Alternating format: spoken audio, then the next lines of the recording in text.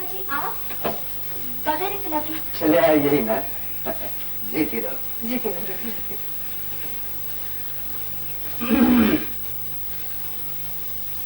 महेश कहाँ है? जी, वो कहीं बाहर गए हैं। गधे का बच्चा, उसे बाहर रहने के लिए यहाँ भेजा था। सोचा चल के देखा हो तुम्हारी लिखाई पढ़ाई कैसी चल रही है। जीती रहो, जीती रहो।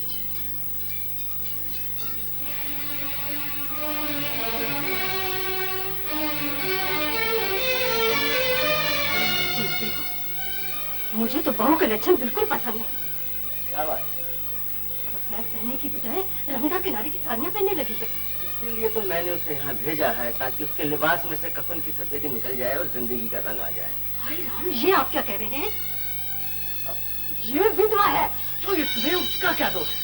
अगर दोषी देना तो उस भगवान को दोष दो जिसने उसे।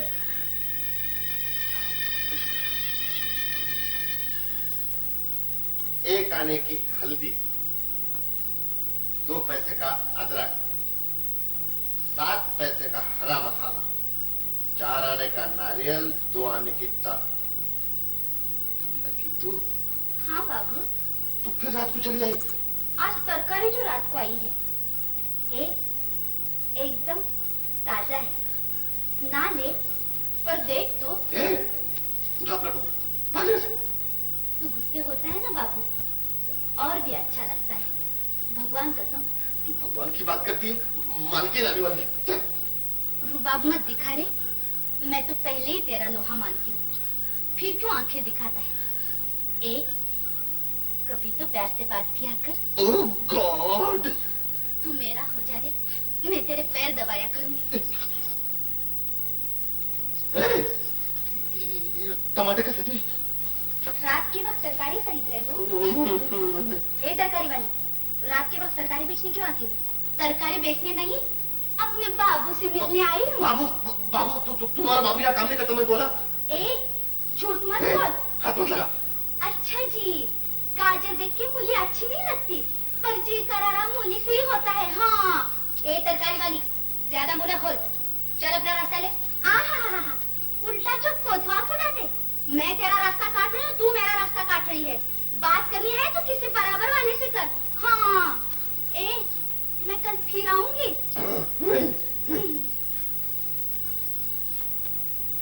क्यों तुमने उसे मुंह लगाया है? तेरी कसम, मैंने तो उसे हाथ भी नहीं लगाया। फिर उससे बात की तो देखना। क्या मैं तुम्हें अच्छी नहीं लगती?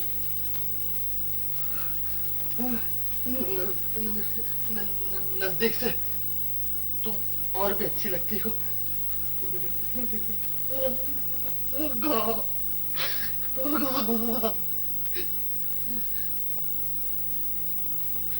फिर चली गई,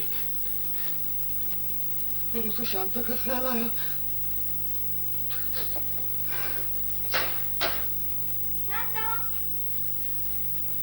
शांता, भूल गई आज पिकनिक का प्रोग्राम है और तुमने उनसे वादा भी किया था।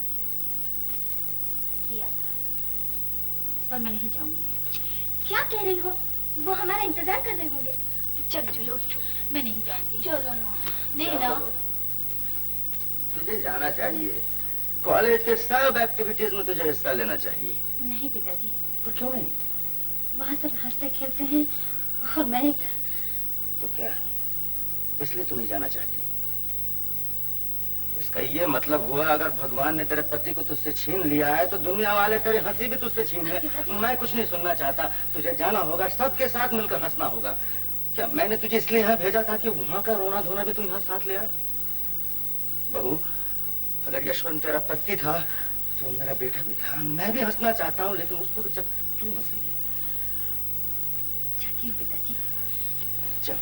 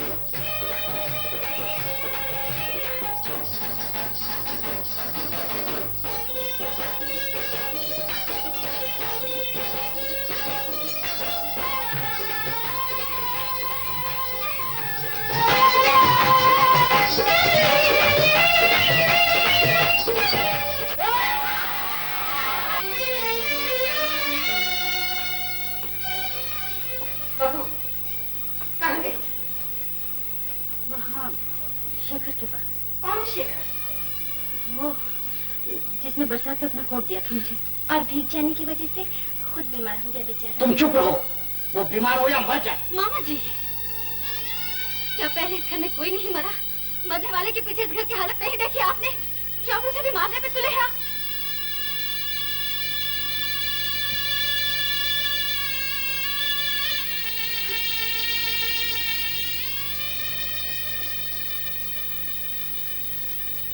देख लिया इसे कॉलेज भेजने का नतीजा।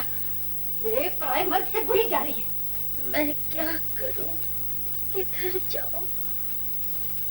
शेखर तुम्हारी तरह बोलता है, तुम्हारी तरह काला तिल है उसके हाथ में, इसीलिए मैं बहक गई। तुम मुझे बचा लो, तुम मुझे रास्ता दिखाओ।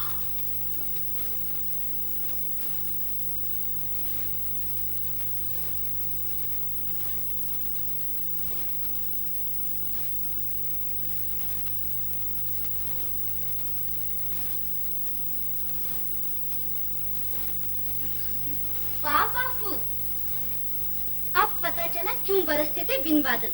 ये सब्जी वाली क्या बकरी है? ये इससे पूछो जिसने शर्म हया बेच खाई है। अरे भगवान तेरी दुहाई है, एक नौकर की हिम्मत लगा उठ के मालकिन से इश्क बगाने। कौन नौकर? ये मेरी पत्नी है। हाय दैया, पता नहीं क्या होने वाला है इस दुनिया में। अरे गरीबों का हक मारने वालों, तुम्हें नीली छतरी वाला समझे। चल लकी अपने घर, रैन भई चौधरी।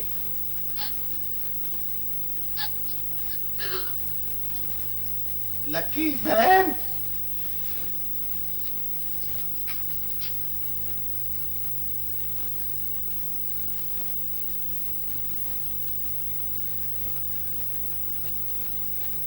शांता, हम सब शेखर को देखने जा रहे हैं। सुना है वो बहुत बीमार है, तुम भी साथ चलो ना।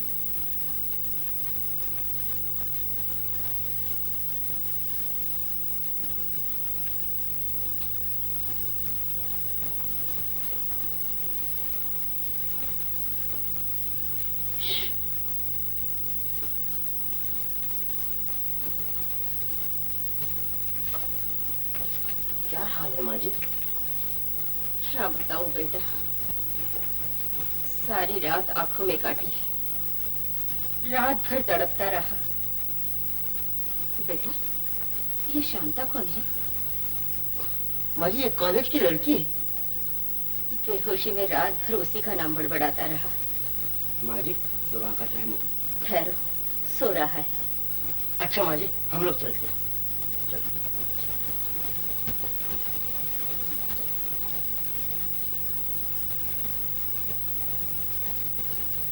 शांता, क्यों तुमने अपना दिल ऐसा कर लिया? शेखर बहुत बीमार है, सोते में तुम्हारा ही नाम बड़बड़ाता है। उसकी माँ कहती थी अगर शांता आ गई तो मेरे बेटे की जान बच जाएगी। इस पर भी तुम न जाओगी?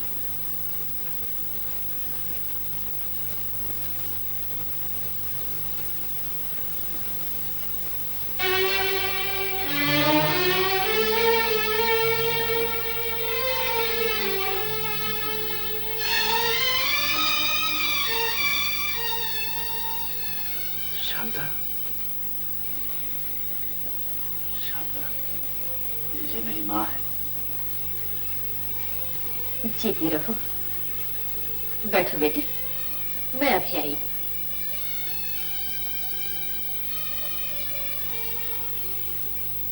शांता, तुमने मेरे साथ बड़ा अन्याय किया है। मेरी आत्मा की आंखें मेरे ही शरीर के दिए जला के जाने किन अंधेरी राहों में भटकती तुम्हें ढूंढती रही। ऐसा ना कहो शेखर, कुछ ऐसी ही बात थी जिसके कारण मैं आ न सकी। मैं जान गया हूं, मुंह से वचन काफी नहीं होता।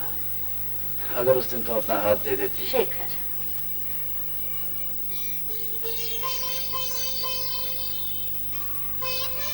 क्या ऐसा नहीं हो सकता शांता? शेखर, ये तुम क्या कह रहे हो? मत करो ऐसी बातें। भगवान से मेरी एक ही प्रार्थना है, तुम जियो, मैं मर जाऊं।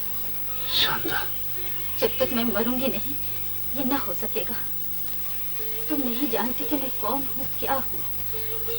अगर तुम्हें पता होता तो तुम कभी ऐसी बात न कहते। क्या पता होता? यही कि मैं एक विधवा हूँ। मैं जानता हूँ। शेखर, घबराओ नहीं शांता। जब मैंने पहली बार तुम्हें ट्रेन में देखा था, उसी वक्त एक शक जरूर हुआ था मुझे, लेकिन मंदिर की घटना ने उसे यकीन में बदल दिया। विधवा होने में तुम्हारा तो कोई दोष नहीं है शांता। जो भगवान तुम पर यह विपत्ति लाया, उसी ने मुझे तुम्हारे लिए सुख का संदेश देकर भेजा है। मैं तुम्हें अपना जीवन साथी बनाना चाहता हूँ शांता। नहीं नहीं, इनकार न करो शांता, सोच लो। पर मेरी निगाहों के ये सवाल न भूलना, जवाब जरूर देना मुझे। पूछ लो नमक से, इसने अपनी आंखों से बहू को उसके घर में जाते देखा है। हाँ जीजा जी, वो एकदम भाग के आई और घर के अंदर चली गई। यही नहीं, मोहल्ले के लोग, शहर के लोग सब जानते हैं। एक तुम ही हो जिसकी आंखों पर ज्ञान की पट्टी बंदी है। जरा मेरी भी तो नहीं सुनूंगी। और आज तक होता क्या रहा है, तुम कहते रहे और मैं सुनती रही हूँ। अब मैं बहू को इस घर की दलील में फांदने दूंगी। देखो, बहू पर इस पर इल्जाम लगाने से पहले मैंने सब जान लिया है, सब देख लिया है। अब आंखों देखे ये पाप ना होने दूंगी कि इस घर की बहू किसी से आंखें लड़ाए। बुआ जी, तुम चुप रहो। लो, आ गई। अब पूछो कहाँ गई थी मुंह काला करवाने के लिए। पूछो, पूछते क्यों नहीं हो? अब चुप क्यों हो गए हो? मैं तो जानती थी ये हम सबका मुंह काला करके रहेगी और जब सबकी इज्जत का भाड़ा एक दिन इस बाजार में फोड़ेगी।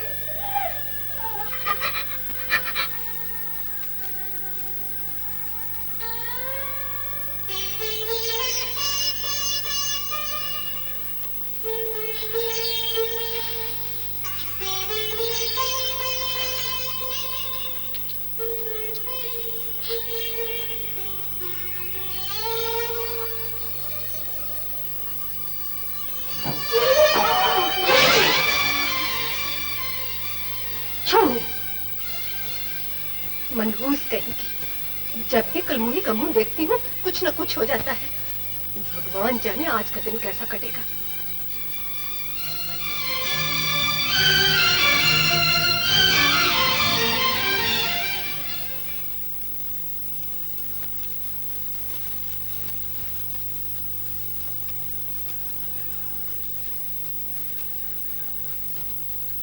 सावित्री, देख, तू मेरा काम कर दे। मैंने शेखर के नाम एक चिट्ठी लिखी है, तू उसे जाकर दिया। हा? तुम मेरी बात का यकीन नहीं करते थे ना, ये रहा उसका सबूत। क्या सबूत? कैसा सबूत? ये चिट्ठी जो बहू ने उस कोर्ट वाले लड़के के नाम लिखी है। क्या लिखा? मैं इतनी बेशर्म नहीं जो ऐसी चिट्ठियां पढ़ती पी हूँ। तुम्हें पढ़नी है तो लो, पढ़ लो। मैं तो अनपढ़ हूँ ना, मूर्ख, किसी बात को नहीं समझती। दुनिया जहान की सारी समझ तुम्हारे हिस्से में आई है। पढ़ लिया? हाँ, पढ़ लिया। सुनना चाहती हो? नहीं नहीं, मुझे कुछ नहीं सुनना पड़ेगा। और जात पर इससे बड़ा कोई इल्जाम नहीं जो तुमने बहू पर लगाया। सुनो, शेखर, मेरे कारण घर भर की शांति चली गई। इसमें कोई संदेह नहीं कि मैं तुमसे प्यार करती हूँ, मगर इस प्यार से भी बड़ा मेरा फर्ज है जो इस घर को लगता है जिसकी मैं बहू।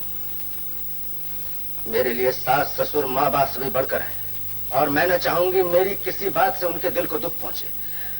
अगर तुम्हारे दिल में मेरे लिए कोई भी जगह है तो मुझे अपने इस धर्म से हटाने की कभी कोशिश न करना, चाहे ये पूरा जीवन मुझे रो रो कर ही क्यों न बिताना पड़े। अब मैं तुमसे कभी न मिलूंगी, शांता। शुक्र है मेरे रोने धोने का असर तुम पे नहीं बहू पे तो हुआ। हाँ, हुआ। अब हटा लो उसे कॉलेज से और चलो वापस इस शहर से। चलो निमक। ठहरो कौशल्या, ठहरो। बहू ने तो अपने कर्तव्य का पालन किया, क्या हम भी अपने कर्तव्य का पालन कर रहे हैं? किसी के प्यार में बाधा बन जाने का हमें कोई हक नहीं, कोई हक नहीं। क्या मतलब? मैं उसकी शादी करूंगा। शादी? तुम अपने बहू की शादी किसी दूसरे से करोगे? हाँ हाँ, मैं अपनी बहू की शादी किसी दूसरे से करूंगा। मैं हैरान हूँ, मैंने पहले ये क्यों न सोचा, पहले मुझे इस बात का ख्याल क्यों ना आया। अरे ये झूठ जब संस्कार हो गए हमारे। तुम्हारे होश ठिकाने है कि नहीं? तुम तो पागल हो गए हो। मैं नहीं हुई, आज तक लेने पर पत्थर रख के सब देखती सब सती आई हूँ। अब और न सहूंगी, अभी के अभी कुछ खाकर मर जाऊंगी। ठीक है, अगर हम बूढ़े बेकार लोगों की बलि से जिंदगी आगे बढ़ती है तो हमें ये बलि देनी ही चाहिए, हमें मर जाना चाहिए। अरे मेरे स्वर्गवासी बेटे का तो ख्याल करो। यशवंत, मैं जानता हूँ मेरे इस फैसले पर यशवंत की आत्मा को दुख नहीं शांति मिलेगी, कहीं फूल बरसाएगा वो ऊपर से। हाय राम।